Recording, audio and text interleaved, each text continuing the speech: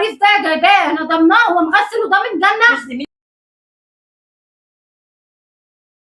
والله يا زياد احلى حاجه ان احنا بنتجمع يوم الخميس ده. والله يا غاده، ده من بعد ما ابونا وامنا ماتوا. قومي افتحي شوفي مين. فاطمه افتحي الباب. يا رب تكون زوزو جايه تسهر معانا. اكيد جاي. انتوا قاعدين هنا تقزقزوا لب وسايبيني؟ ايه مالك داخله كده ليه؟ سايبيني في الهم اللي انا فيه وانتوا قاعدين انت يا اخت المجاري السودا. مالك مالك؟ الحقني يا زيد. مالك يا بنتي داخله كده ليه؟ اللي جوزتهوني اللي ما كملناش شهرين مع بعض وقالت لي راجل محترم نصب عليا، قمت ما لقيتش لا ذهبي ولا الفلوس ما جايبك. اعمل ايه انا دلوقتي؟ انا ما كنتش موافقه عليه من الاول. وقعدت تقول لي راجل محترم وبيصلي ما بيسيبش فرد. دي ما جايبك السودا، انا ما كنتش موافقه عليه من الاول. مصطفى عمل معاكي كده؟ مستحيل. مستحيل ايه؟ بقول لك قمت الصبح والله مصطفى ما يعمل كده ابدا يا حبيبتي. خد ذهبي كله، انا جايه لكم فاضيه. خد ذهبي كله وخد الفلوس اللي كانت في البيت كلها. عقد الشقه مضاني على انه قرض عشان نجيب عربيه، وقال لي هجيب لك ليه وانت هبله؟ قال لي هجيب لك العربيه بضمان الشقه. مضيت على انه ضمان الشقه. ازاي يعني؟ مضاني على عقد الشقه. ازاي تعملي كده كله؟ عيب عليكي على اخوكي المحامي تمضي زي الهبله. ازاي تعملي كده؟ انت تتصرف بقى يا زياد، شوف لي حل. طب اخد الفلوس دي منك فين؟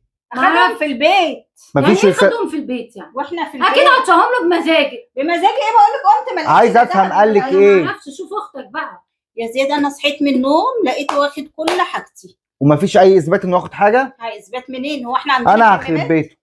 انا هجيبه لك. هو فين دلوقتي؟ ما اعرفش. اخته بتقول لي تلاقيه سافر. سافر؟ انا هجيب. مصطفى ما يعملش كده ابدا يا زوزو. اسكتي انت تقعدي تقولي كده وانت اصلا عارفاه. انا قلت لك من الاول يا جدع، انت ما جايبك سودا. انا ما كنتش موافقه. قعدت تقولي لي انا عايزاه. انا ما كنتش مش موافقه هي عليه. كانت هتموت على الجواز. اهو اشربي بقى. انا هدور عليه فين؟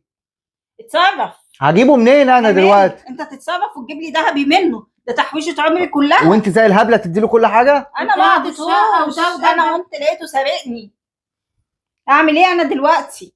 هنتصرف ان شاء الله. اهو دي اخرة اللي هيموت على الجواز. مش ما جايبك وانت اللي مش وفاتي وانا ضربتك على ايدك عريس وجاب وقلت لكم وانا مالي. يا غاده فاكره ما قلت لها لا ده هيعمل ويسوي فيكي وهي عايزاه؟ وهي قالت لي وانا العريس ده جايباه انا ضمناه، هو مغسل وضامن جنه. مش زميلك في الشغل بقاله كام سنه؟ طب ليه؟ وانا قلت حاجه ثانيه؟ ما انا قلت لكم زميلي في الشغل بقاله كام سنه، انا قلت حاجه ثانيه؟ اتاريه لما شافني عندك في الشغل لابسه الذهب طمع. خير ما تشغليش اخوكي بالك. بقى وانت هبله تمضي هبله مش عارفه تقري ولا تكتبي. قلت هيجيب لي العربيه بضمان. لا يا حبيبتي انت اللي متي فيه صبابه.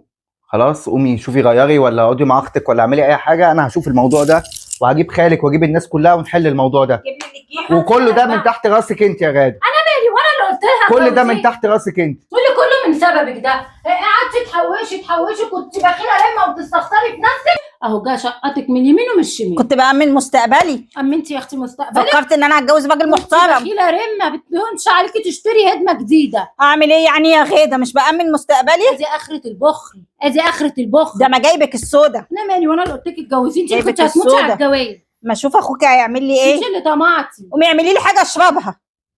اللي تعمل لك مرار. ما جايبك سودا. انت كده انت كنت بصلي في الذهب اللي كنت لابسيه، تلاقيك انت مقسمه معايا في الاخر.